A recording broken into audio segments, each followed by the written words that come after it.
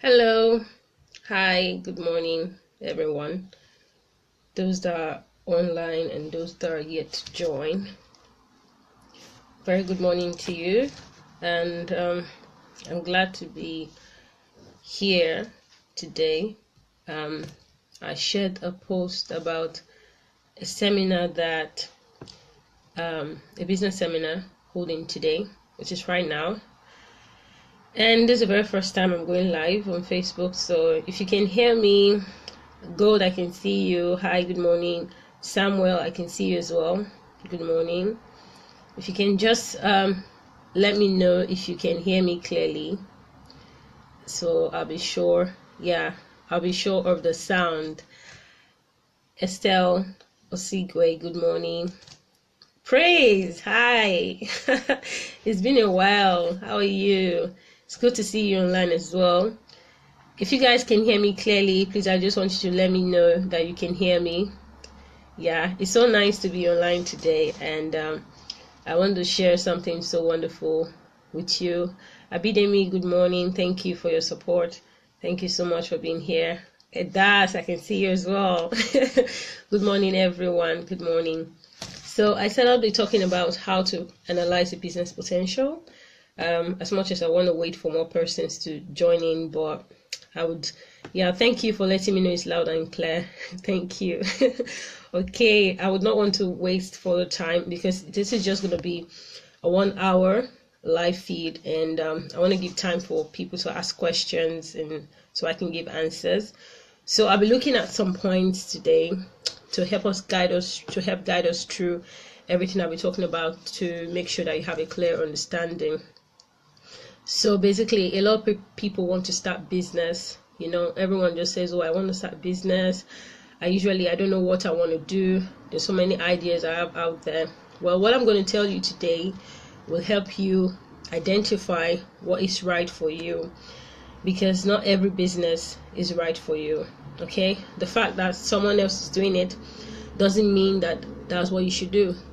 The fact that people are making money from it doesn't mean it's okay for you, because business has its own challenges. Business has, the ups and downs, and you have to be ready, to go through everything. Business is like a child. Sometimes you have to discipline yourself. Sometimes you have to discipline your business. You have to discipline your staffs and all of that. So I'm going to start with the first point, which is the industry analysis. Most people don't do this. And also at the end of this video, today or tomorrow, I'll provide a PowerPoint slide of everything I've talked about, and I will post a link on how you can get access to that, so you can always go back to it and review it. Okay, all right. So the first thing I'm talking about today will be the industry analysis. So if you want to start a business, what's the first thing you should look at? The first thing you should look at is the industry. It's very important. Industry is very important. What sort of industry am I in? To explain this, I would use a very clear example of a company that I looked at recently, because I'm doing my PhD. So I was analyzing the company's business state, and I used the model called the meta model. I don't know how many of you have heard about it. So what the meta model does is to help you analyze where the business is currently at. And I did an industry analysis, and I discovered that the industry is not capital intensive. So if you have an industry like that that's not capital intensive, it means that it's easy to start. People can get into that industry. People can get into that market easily. Say, for example, let me give you an example. Phone accessories.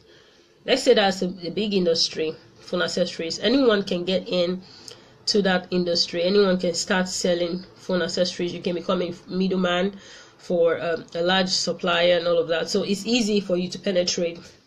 So like I was saying, so this is a very big company in the UK. It's called Staples and Office Depot. So both companies wanted to merge together, but the reason why they decided to merge was because one of the companies was going through a financial difficulty, because the industry is, like I said, it's not capital intensive, so people could come in. So there are loads of competitors, and this company started out well. But I know a lot of persons have heard about Amazon. Yeah, Amazon is a marketplace where people go, any kind of seller from any part of the world can sell on Amazon. And this company does supplies, office supplies, they sell computers, they sell laptops as well, they sell printers, copiers, and stuff like that. And those are the things that you can see on Amazon.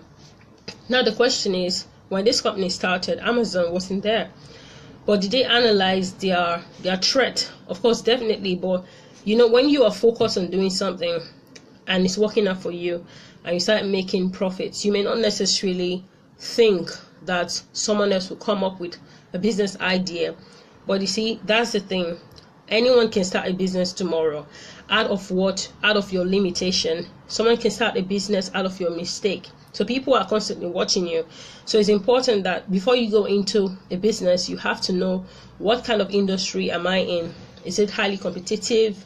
Is it capital intensive? For example, the car industry, not everyone can just say, oh, I want to start producing cars. No, not everyone can do that, because it's highly capital intensive. So you have to look at that and know what's right for you, what sort of industry you want to go into. Now, the next point I'm going to be talking about is your target market.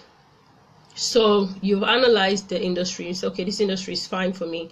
But what about your target market? Who am I going to sell my product to?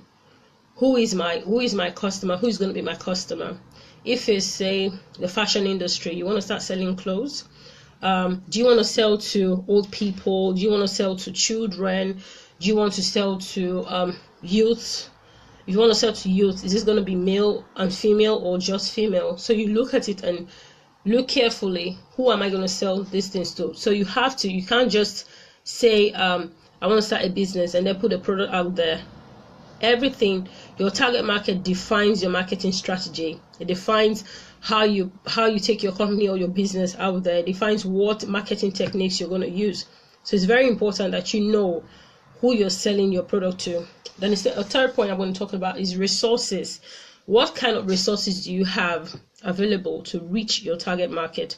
So do you have enough money? Do you need manpower? Do you need to buy a facility? What are you going to sell online? You know, you look at all this thing. What kind of resources do I have?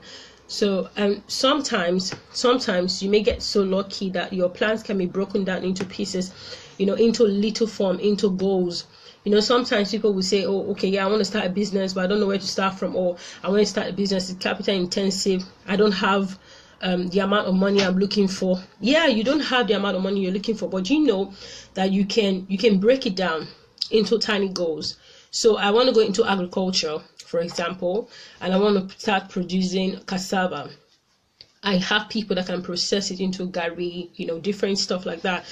But agriculture is a big sector, it's a big industry. So I don't have the money to purchase a land. I don't have the money to start cultivating a farm just yet. But there are other kind of agricultural products you can sell. You can sell eggs. You see, that's a good opportunity. You can sell chickens in seasonal periods. You can make good money out of that. So you kind of look at what is related. Let me start building up from there, so you don't get discouraged because you don't have the money to start just immediately everything. So resources is very important to consider. You must have available resources. Look at it. Okay, am I going to get a loan? If I'm going to get a loan, how am I going to pay back? So everything has to be drafted out in your business plan. Yeah. Another aspect you have to look at is the kind of business model you want to adopt. So do I want to go online? Am I using an online business model?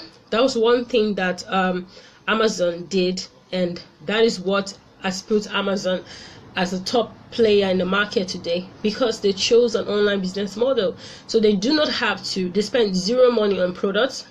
All they have is a facility, and just recently they launched their very first brick and mortar store in United States of America, and you know, it was a hit, a major hit, because everything was structured as though you are shopping online. So that's really wonderful. But you see, they started out from allowing people to sell online. So you have people from China, from Thailand, from Vietnam, all over the world. You can sell on Amazon and you can list for free. They only take percentages from what you have sold. You see, so that's a good business model. So you have to look at, what am I going to be doing? Am I going to sell online, or am I going to sell in a store? If I'm going to sell in store, is there a potential that my business could move online? How am I going to migrate what is the current technological development around my community or in the country where my business is currently located. Are people open to technology? Do people shop online? If they do, how often do they do? So you have to really look at all these things. And I know sometimes it may get so confusing because when you start out and you start making profit, you may feel, oh, I'm so comfortable. That's what happens with most business people. They get so comfortable and feel, I'm making profit, so business is going well. But someone else is looking and watching your business constantly, because you have, like in Nigeria, for example, we have, if you go to this popular Onitsha market, you see like there's a place called Kano Street. And on Kano Street, you have people that sell, hair extensions, and a whole block filled with shops selling hair extensions. But people have to create different marketing strategy where people come in and say, okay, I love to buy from this person, I love to buy from this person. Do you understand what I'm trying to say? So it's like you have to know and put these plans in place and probably employ someone. So that's an aspect that most companies ignore, is innovation. So it all boils down to innovation. How well do you innovate? That is what will take you through. That is what will make your business durable, especially if you are in an industry that is highly competitive. Now, this company I was talking about when I began talking about industry analysis, Staples, they've shut down over 100 stores in Europe alone. They've run out of business. Customers are not buying from them. When you come to UK, you help Amazon everywhere. Everyone talking about Amazon, but no one mentions, oh, there's Staples, I can shop on Staples. And then when you go to the shops, you realize that it's difficult to assess. The entrance is not so, clearly visible that you say, oh, this is the entrance to Staples. And they locate their stores. They put at locations where, it's far from the mall, like the one in Luton. It's very far from the mall. So how will customers leave the major marketplace and go look for products in your store? Do you understand? So that is a major setback for the company, and they're selling their stock. They sold 100 stores in Europe to a restructuring company called Hiko. So you do not want that to happen to you. So you have to constantly innovate and set it from the beginning. If you are a company, you want to diversify, how are you going to introduce diversification into your business? Now, this still on the issue, still on Staples. They tried to merge with another company, but a judge in the United States said no. Because when you merge with this company, both of you are going to become two big companies, and at the end of the day, you're going to impair competition. So meaning you're going to make competition unfair for people like Amazon. But you see, Amazon chose a good business model. So that's what I'm talking about. You have to decide what your business model is. Because when you become big, it will be difficult for you to easily diversify if you do not set it as a goal from the beginning. Now, the fourth point I'm going to talk about is competition. Who is your competition? Now, there is a tool called SWOT analysis you can use to check to know what the strength of your business is, what the weakness is, what's the opportunities, what are the threats. The threat basically is looking at competitors. Who are your rivalry competition? Who are the people that can easily come into the market? Who are the people that are already existing in the market? Another thing you have to look at is, what are your competitors doing? Are they selling something? Yes, if they're selling what you want to sell, how are they selling it? Where are they selling the things that they are selling? What strategies have they employed? What strategies are they currently using? So when you look at that, it can help broaden your mind. It can help you know where you can carve out a niche for yourself. Let me give an example. There is a company called Airbnb. You can check online these things I'm saying. Airbnb, it's a host company. So what they do basically is, the prices of hotels have gone up, and sometimes you want to go on vacation, and some hotels are very, very expensive, so you can't really afford it. You're thinking, how am I going to pay my tea-fare? Oh, this room is this, is that. But you want to have, nice feel for your vacation. So what they did basically was to create a different kind of business. And they allow people, so you own a property as a person, individual, and you have a spare room in your property. So you have, say, 4-bedroom or 3-bedroom. So you've decorated your room so nicely. You go on the website and you can list your room for free.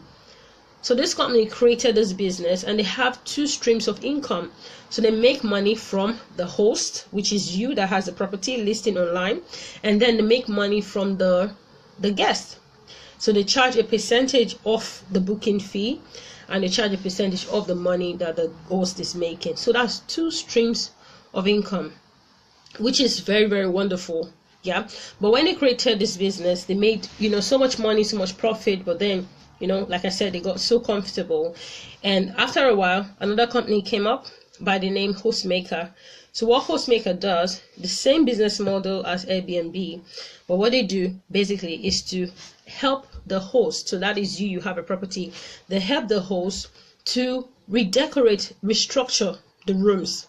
So they can tell you can make up to £300 a day or £600 a day from just listing your room online. So they make it very, very comfortable. So there are things that you can do, but then you have to be mindful that other people are watching you. So Airbnb is so big a company, but they can't really do everything. So you have to know, I'm starting a business, I have a very great idea. You have to be able to project how long this business is going to go for.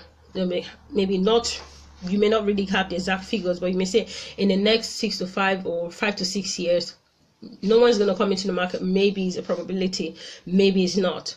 But you have to explore all your options. Don't just rush in. I want to start a business, so I just go in. No, don't just do that. So know your competitors, like I said, know what they are doing, and if you can create a market niche for yourself. Then also, do you require manpower? That's another thing you have to look at. The business you want to start up, do you require manpower? Do you need to employ someone? If you need to employ someone, how much is it going to cost you? Do you have friends who can substitute for the people that you can that you want to employ? So you have to save some money for yourself. That's one aspect you have to look at. Then last but not the least, you have to look at if you need partners. A lot of people are scared of partnership, mainly because when things go wrong much later, you end up, amen. Thank you so much, sir. Amen. I received. Amen. So when you want to look at partnership, people are afraid because the partner may say tomorrow, I don't want to be in this business anymore. And it's actually usually difficult to have the same passion as the person, the founder. So I have a passion. I want to start an online business. I don't have the money that I need, but I need someone to partner with me. The person probably won't really have that much passion and, buy the vision, that you have. But then usually some people say, okay, I want you to be a partner, but then be a dormant partner. Do not participate in the activities of business, but I'll just return percentages to you. Now you have to structure out and know, is it going to be a 50% partnership? The risks with doing that is that when there is trouble, or maybe there's no trouble, or the person may decide to sell off his, percentage, his ownership to someone else. So what happens when they decide to vote you off? So you have to be very skillful. You have to be very careful. Are you going to go for a loan? If you're going to go for a loan instead of partnership, how are you going to service the loan? So you have to really look at these things. They are very, very critical when you want to start a business. There are so many opportunities out there that you can really explore. So many opportunities out there you can really explore. So like I said from the beginning, you have to look at your industry. You have to look at your target market. The industry has to do with you knowing, understanding the marketplace. You have to look at your target market. You have to look at the resources you have available to start the business. You have to look at your competitors and know and understand what exactly are they doing. Then you have to know if you can create a niche out of what your competitors are doing. Then also you have to ask yourself a question: do I need manpower? Do I require manpower to start my business? If not, what resources do I have? Do I have friends that can help me? Then sometimes some people want to start a business, but they do not have the technical knowledge. For example, you want to start a business that has to do with rendering services, that has to do with computer coding and all that. You don't have the knowledge about that. You can employ someone to do that, but what if you don't have the money? Then you have to look for something else to do. But there's so many opportunities out there. Don't say people are already doing this, 10,000 persons are already doing this kind of business. There is a great opportunity. I saw a post and that was last week on Facebook, and someone was saying that, I want to start a business in what's it called, events and management, and the person wants to supply people to be groom and brides. So I have beautiful ladies, I have handsome men, I can supply you groomsmen, I can supply you bridesmaid. That's funny, but that's a business out there, and no one has actually thought about that. I've not seen anyone that has thought about that. I've done that actually. So that's something that you can explore. So that's someone thinking creatively, because when you want to do your wedding, you see sometimes people disappoint you. Your friend will tell you, oh, I'm going to be in your wedding, I'm going to bring your bridesmaid, I'm going to be your groomsman. By the end of the day, they tell you, oh, something came up, I have to travel, and you're panicking like, oh my God, what am I going to do? It happened to me as well. So one of you watching me can decide to say, I want to start that as a business.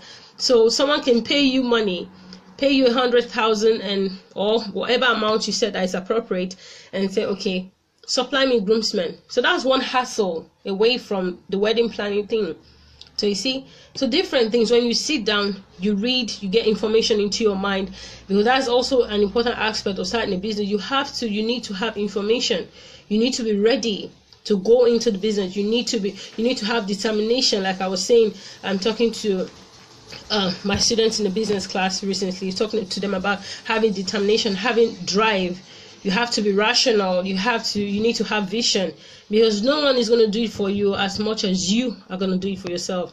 So these are the things that you have to really look at critically. So I'm going to stop here for now, and we still have more time, but I just want to give room for questions. So if you have any question to ask me, we still have more time. I'm going to stop at 11:30 or 11:20 thereabout. So if you have questions, you can ask me, then we can discuss online. So I'm waiting for your question before I go on to what I want to talk about next, which is going to be a need analysis, how to conduct a need analysis for your business, talking about generating business ideas. So I'm just going to give you some few minutes. So if you have some questions, you can post online, I can answer. But if you don't have questions, then I'm just going to go straight to what I want to talk about next, which is how to create a need, creating a need, doing a need analysis. So for example, I'm not seeing any questions yet. Okay, so let me talk about what I want to say now. Creating a need analysis. So how can you generate business idea? Some people are interested in business, but they do not know what business to do exactly. Another way for you to identify a business opportunity is through creating and doing a need analysis. So you can talk to people in an industry where you are interested in. So if you're interested in fashion, you're interested in electronics, whatever it is, whatever aspect you're interested in, you can talk to people. Create a survey. You can create a survey from an already existing product. So if let me show you something. If this is a mug, or this is a teacup, as some of you know it to be, and this is a product from, let's say, Fob, for example, Fob company, I can create another product out of this existing product. How? I can go to the customers of this company and ask them, how much satisfaction do you derive from this? Like someone recently created a model called the gap model, and what the gap model talks about basically is, identifying the gap between the product you have created and the satisfaction you are giving to your customers, and what is their expectation from that product. So I'm buying water. I have an expectation that, oh, this water is going to quench my thirst, and I want to feel good about it. But then you are saying, oh, we want to make money, we want to sort of like reduce our, costs and all of that. And you go for a plastic that, if you put the plastic bottle close to the sun, basically we know that the taste of the chemicals get into the water. And I get that water and I drink it, I'm like, this water has a horrible taste. If someone else comes to me and asks me, what's your satisfaction from that product? I'm not going to be happy. I'm definitely going to say, oh, that product, I didn't get 100% satisfaction from it. You can create a product just from that dissatisfaction. You see, so that's one way. A need. So what do people need at the moment that they cannot have access to? That's another good way to create a product. So you can use that, take advantage of that opportunity. Start creating surveys for people regarding the industry that you are interested in. Find out what do they need. Now, Nigeria, if you look at Nigeria as a country, we've not really 100% embraced online, marketing, online businesses, online marketplaces. Everyone wants to own a shop. Everyone is looking for a way to own a shop. Oh, I want to sell this. Why don't you go online? Because as of now, there is no government regulation that says monitor businesses online, set tax rate for people conducting businesses online. So I'm not encouraging you to evade taxes, but what I'm saying is that there's a perfect opportunity for you there. People have Android phones now. Even the youngest youth in Nigeria has access to the internet. So why not create a business? Look at it. Is it for example, people are looking for maids to clean, people are looking for drivers, people are looking for cooks. You can create that as an opportunity. Have a website where people can go to and say, oh, I'm looking for a driver, and you can get. What about looking at local and people that render local services? So I'm looking for a hairdresser, I'm looking for a washman or washwoman. So people can go online and then list what they want to do, list what they are doing, the businesses that the services they're rendering on your website.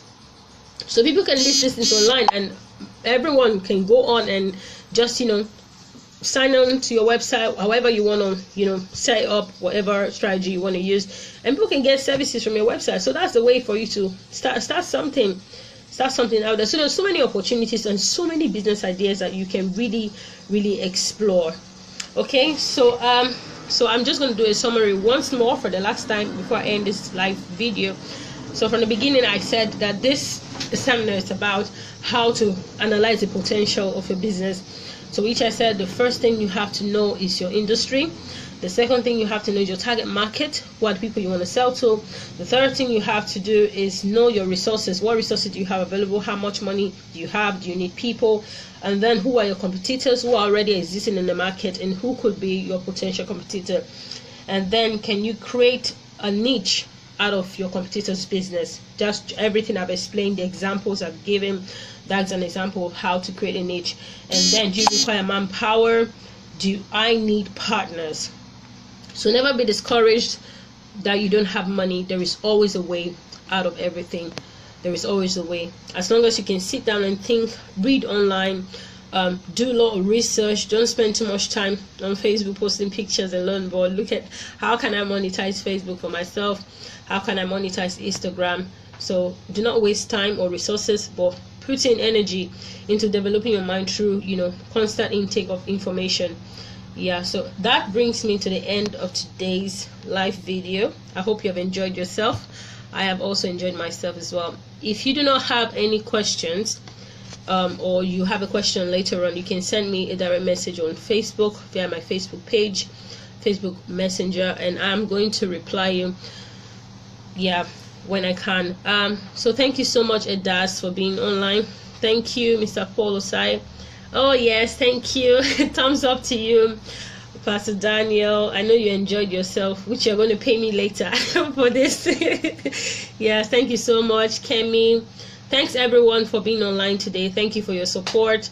And what you don't know, I'm very passionate about helping people in their business. I'm a business consultant by nature, not by employment or anyone employed me, but I really love talking about business. I really love helping people. So we're going to have more videos like this where we look at real companies and then analyze a business potential, how we can create a niche out of that. So we can take Coca-Cola, for example. We can take any company, but I'll definitely make sure that I send out flyers out to you to get you informed. So we're going to have fun. So thank you so much. Thank you so much. There's a question there, but unfortunately I'm done for now. So I'm going to send you a message. We're going to talk online charity. Thank you so much. Thank you, Fega. Thank you so much for your support. I'm glad to see you online. Thank you guys so much. So do have a wonderful day. God bless you. Bye everyone. Bye for now. Thank you. Bye.